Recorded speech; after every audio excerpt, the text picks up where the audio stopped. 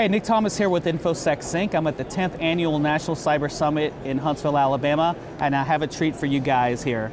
This is Israel Arroyo, aka Izzy, aka Gunny, and we actually used to work together at a certain three-letter agency doing some really cool stuff back in the day. He's actually the founder and CEO of Stealth Entry out of Columbus, Ohio. So welcome, Izzy. Thank you. Hey, good seeing you, man. It's awesome, man. I mean, gosh, it's been years since you and I sat a pause together, man. Yep. And, it's just good to see you and, rekindle. Yeah, and what do you think about the Cyber Summit? I love it. I love it. You always come to new, places to look at, what the new technologies are and what people are offering, sitting in and listening to some of the talks. I don't care where you are. DC isn't the only place that understands cybersecurity. So I finally got out of the DC bubble. I'm from Columbus, Ohio myself now, originally from New York, but, leaving the DC area, I started really understanding and realizing that there's a lot of cyber talent out there that just doesn't work in buildings without windows.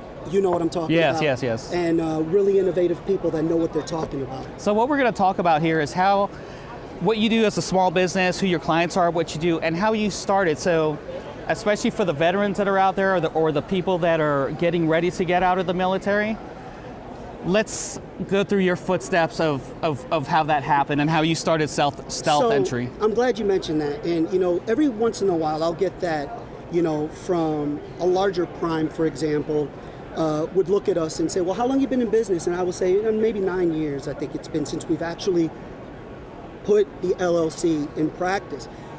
But what happened was they always say 9 years and you're just now coming out and hitting the market. And one of the reasons because of that is the VA, the SBA, they provide you the tools to grow. They don't give you anything. So, I know a lot of people. You've got to hit the ground. You got to hit the ground. You got to actually take what they give you, put it into action, and you got to sit there and say, you know what? I'm committed. I'm going to do this. I know it's a lot of work, but even if you ask Mark Cuban, right? I mean, you got to drive, man. You got to drive. You got to keep going. Who's in charge? Yeah, and one of the things that I really, really loved was I felt like that, I felt like every time somebody told me no or not quite, or you need this or you need that, that just drove me. Made you work harder, right? That made me work harder to get to where I needed to be. Of course, on the business side, you want to be competitive and you want to have a competitive edge and you want to have the innovation. But as we talked about earlier, you and I come from a background where, a lot of companies are going into things trying to monetize a commodity. But they're blind to the actual cybersecurity side of things. I'm not knocking any company or anything, but one thing I like to say and like to evangelize about our organization is we are a cybersecurity that is able to provide software development, project management, etc. Nowadays, you usually see an IT company jumping on the newest, let's use blockchain, for example, or IoT, all the little buzzwords, right? But where are the SMEs and the information behind all that? Exactly, the SMEs are and how do you build that infrastructure like that? It's tough, it is, because once again, when you take something that's been so commoditized and you try to take it as, we do this because this is what we feel is the right thing to do, and the benefits will come after, right? Right. You just tackle what you need to tackle the goal, go for the objective, and everything will follow, everything will fall in place. So when you come out of the gate and you're done with the VA and you get your veteran-owned status and you get your 8A status like we have, and you start getting your GSA schedule, this was years in the making. This wasn't just overnight success. Overnight. It was, and that's why when I tell that story to people like, big prime contractors, they understand that, okay, you did this with, now mind you, no VC, no capital, nothing. We came to where we are by sheer hard work and dedication. And let's face it, no quitting, right? That's what we were taught in the military, especially the Marine Corps. Don't quit, just keep going. And that's why I believe we're successful to the point we are today. And of course, we got plenty of growth ahead of us. Okay, excellent. So let's get started on Stealth Entry. So tell me about what the company provides to your customers. So one of the things that not one, but a lot of the different offerings that we do, we're your basic, cybersecurity is first and foremost. So anything from a software development project to a fully functioning web portal architecture, web app, web database, data analytics, everything that we do is focused on security. So everybody that works on the team is a security person at heart, right? But their skill set is based on what the project calls for. But security is always baked in from the beginning. The beginning, which is the way it should be, right? And some people, it's hard to get somebody outside of the security business and try to get them in and then say, oh, and by the way you used to get your code out of either GitHub or this or that, we're not doing that anymore, right? Now you got to actually write some code. I'm sorry, but you know what? The security team's actually going to have to do reviews, a scan of review, make sure whether it's an app dev STIG or it's the OWASP top 10, whichever framework you use for whatever customer. And it kind of a little bit slows it down, but it gets to a point where it becomes a process. Something you can repeat, come out with the same result, give them a secure platform or a secure environment, and that's what we strive for. The other thing too is, we do a lot of security stuff. We do a lot of, your basic, we do pen testing because that's where our heart lies. We do a lot of pen testing, red team assessments, vulnerability assessments. We do, risk management. We do the DoD side. One of the good things that I was able to do when I left the DoD, I became very comfortable and very knowledgeable in the commercial sector. So PCI, HIPAA, SOX, all the things you learn in the CISSP class that don't mean much in DoD.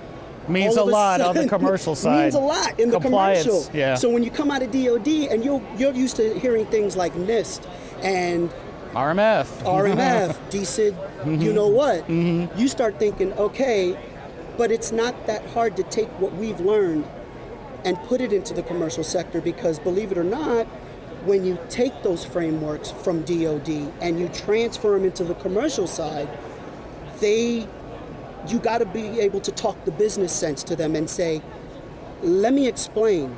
We're utilizing an actual proven methodology in the DoD to secure your system at XXX healthcare, but what they need to understand is this is so secure that it exceeds what you're trying to accomplish. So by actually following what we're doing for you and giving you this framework, you're actually meeting your compliance and you don't even realize it. So it's almost kind of like, you know what?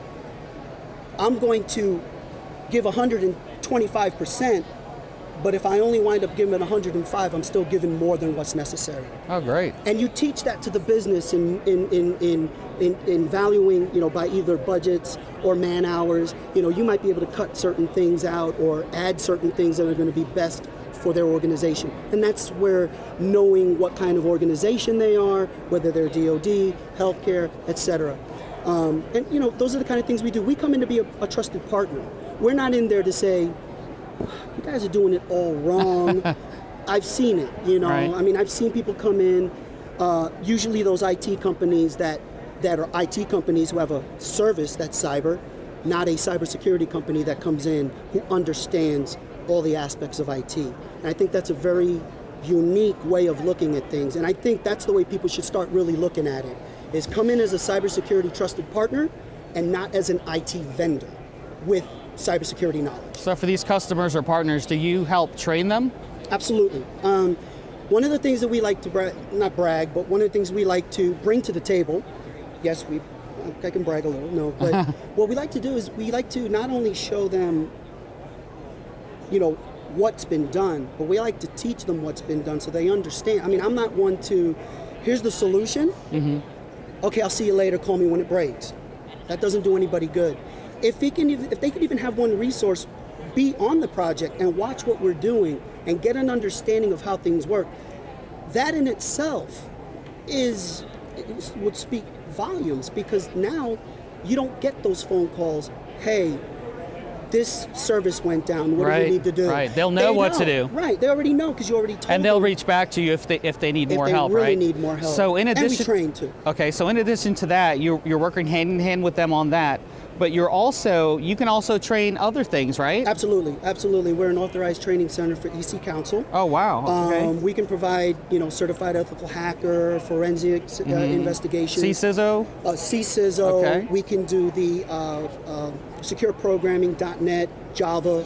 There's about 12 different courses that we can offer. We're also writing a proprietary DoD requested class it's going to be available for the U.S. Air Force and AFRL and some other Air Force units, where they're going to take the novice, maybe even out of JCAC or the class down in Pensacola we're familiar with.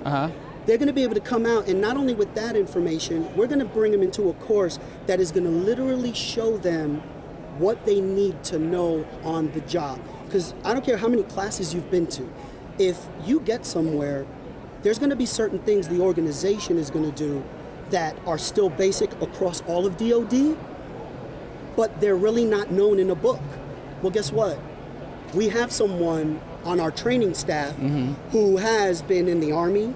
He's done, security for DISA. He understands how to take a system and make it available, authorized to operate, ready for the network. So that is something that nothing's been not being done, and we're already completing a class. So for that is that for the DoD or is that for your commercial clients as well? Commercial clients as well. It could be, because basically what we're doing is we're showing them not only how to harden systems to a certain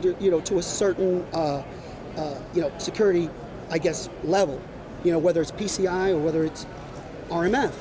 We're teaching them the basics on how to do it. So whether it's a Windows box, a Linux box, a device, we can do the whole network, the whole infrastructure. But those are the little things that aren't necessarily taught in these courses. They'll tell you how to use ACAS, Tenable Nessus, big shout out to you. All the different tools. They'll teach you how to run a scan. But one thing they don't teach is how to take the scan, put an assigned value, and then go to the relate it back to the actual infrastructure. And mind you, without impeding either production or business processes for commercial or operational readiness in the DoD. So Izzy, do you have a name for that class yet? We're working on that? We're working on the name. That's kind of exciting. We're working on the name.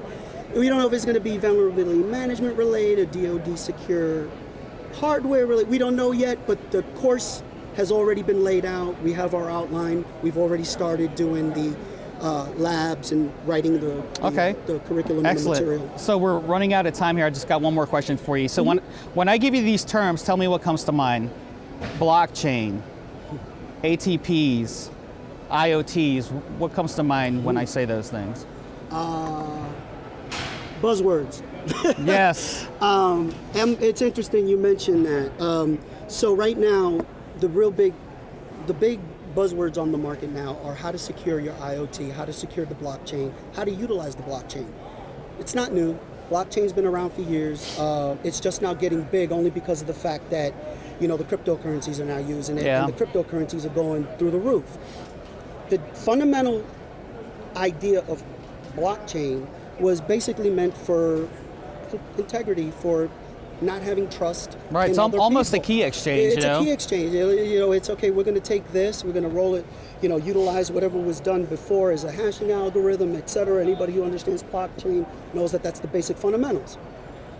But it can be utilized to be a very powerful tool. And the reason why I say that is we've come up with a proprietary use of the blockchain. Oh, interesting. So we have a platform that we are now integrating. We're in the integration process. All the pieces are laid out. A lot of it is proprietary and patented. So it's going to handle many use cases, both in civilian, first responder, and the DoD sector, which is kind of unheard of because to have one tool to be able to handle so many different use cases, you almost have to back up a little bit, okay, and say, okay, which top use cases can we use now that are going to be the most effective and show value? And I can give you three. One of them is the public school system and law enforcement agencies and first responders. For example, part of our solution is called Critical Incident Management, SIM. What it does basically is it utilizes the physical infrastructure and plans, diagrams, anything that we can utilize to map out map out a building or an organization, and it utilizes IoT to give you real-time status and real-time feeds into an organization. Now, one thing that differentiates us from everyone else with the CIM that is trying to get into CIM is the proprietary technology behind what we like to call, it's an automated detection of remote control. Basically what it does is it takes any IoT device which handles asset management and actually the whole, how do you know what's on your network? It actually will provide asset management, inventory your asset, find it, tell you the IP address, where it is, the vendor, who it is, and whether or not it's in your inventory that you put on there or it's somebody else's. Okay. So it basically takes the IoT guess out of IoT. And when we put our infrastructure into the system, into maybe the school system, we utilize the already available infrastructure and we just take that feed because it automatically recognizes it. When it does that, now we have a fully, viewable scene of everything that's inside the environment, whether it's a public building, whatever. We also have proprietary sensors. The sensors themselves are what really provide the alerting. And we also utilize a proprietary protocol within the geolocation, GPS protocol. Okay. And what we do basically is if one of our sensors goes off, the sensor already understands where it is in the building. And what's around it. And the sensor can either be done by someone with a cell phone, but it gets even better because our sensors not only detect the cell phone, they detect sound. So if either for example, a gunshot or a loud crowd or something specific to the incident happens, it will get detected via one of those sensors. Another part that we really... An alert, right? An alert. It alerts everyone and begins the lockdown process for the first responders. Now what it does also is after it takes that information and sends it back to the SOC, the real live monitored SOC, it also can take another sensor that was developed to recognize gunshot powder residue. So for example, if I'm at the front of an area and I'm the threat, and I begin right there and then, and I release a round out of a weapon, the sensor can pick up the actual Sniff chemical it in, compound. right? Let you know what it is. Exactly, of gunshot That's cool. residue. So that will also do it because if no one's seeing, Yeah. but you hear it or it smells, the actual it's a certain compound. You can't just go somewhere and just throw up gunpowder, right? Because it actually has to have a process to make it gunpowder, the igniting of the casing, the gunpowder, etc. So it recognizes that, and if nobody knows anything, and what it does, that's when the sensor goes off, but the GPS technology also comes off and says, hey, sensor XXS went off, all the IoT stuff goes boom into that one location. Now you've isolated that situation to a known part of the building, and everybody else out here can begin their evacuation process. Sounds like schools could use that nowadays. Absolutely, but let's go one step further. Imagine back to that before I forget. So not only will it do that, it'll begin the incident response process based on the actual alerting of the sensor. After it does that, not only do you have an idea of what's going on, but the incident that happened in South Florida where there was someone who didn't know the situation inside, well, the IoT part kicks in. because all those feeds that you see are also being manned by the police department, by fire department, by the first responders, the ambulance, et cetera, et cetera. They all have a live feed, and as they're driving to the area, if they haven't done so already, they're already planning their breach, their tactical movements, where people are going to evacuate to. They know where he is. They know exactly where he is, and they can go in and reduce and take care of the threat. So my thing is, it takes time and puts it on the side of the first responder, because as you and I both know, in the military, time saves lives. Yeah. Right? And the other use case, and I know we probably got to go here in a minute. The other use case we utilize is, everybody's heard of smart buildings, everybody's heard of smart cities, right? Our technology is already able to handle smart capabilities. Now, one thing that makes us a little different, like I said, is not only the proprietary technologies that we've implemented, but we have a working solution. It's already being used overseas. Okay. You have use cases for those? Absolutely. We are using some of the technologies in places like, Telecom Malaysia, Telecom Hong Kong. Some of the technologies are being used in the state of Ohio right now. Like the SIM solution, there's a base solution in the state that is not even beta, it's actually an alpha. We took that and we built it into a fully enterprise viable solution for them as well. So when I say smart city, smart building, I look at it as being utilized in a forward operating base. We call it a smart fob. And these are things that you're going to see on our white paper. You're going to see them in our use cases. So we're taking the technology and we're putting it forward deployed. Okay. Now think of this scenario. We utilize technologies and secure protocols that are not easily detectable, because we both come from a SIGINT background. They're not easily detectable to your typical SIGINT TTPs, which is good. We did that on purpose. As everyone knows right now, there's a lot of things going on in the EW world overseas, and the adversary is not as archaic as we thought.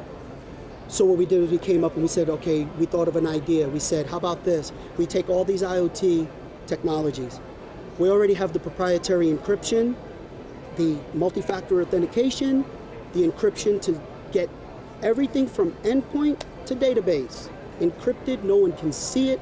The protocols we use, everything is encrypted. So now take the technology and put all these cameras, facial recognition we have, so we have biometrics, but not the kind of biometrics that you would think that would be susceptible to replay attacks. So you have that, you have those kind of authentications, but then you also have those proprietary sensors that are encrypted utilizing PKI. So they're beaconing, but they're PKI encrypted, so you can't even tell what the data is or the traffic. Now you get a few of my SIGINT cyber Marines who rock. You get some of my guys out there on a Humvee around the perimeter of a fob. I don't know, fob hit, fob whatever. And you start placing those beacons. And you put them outside, so far outside the perimeter that if something triggers them, you know there's an adversary X amount of feet coming in before they even get to your front gate. So you know that you can look and actually look at what they're doing a mile and a half maybe outside before they come in. And you know a mile and a half out that if there's somebody coming in and it's an up-armored freaking oil rig that has wires coming out of it and there's a freaking plate on it with a little thing that big with the guys, you can look at it and say, yeah, take them out. And the good thing about it is our communications technology can actually also control drones. Okay. So we can also get drones ready and say, send them out, do a recon perimeter around and whatever. Now the technologies obviously are hush-hush. We don't talk about them. These are just use cases that we are gonna present.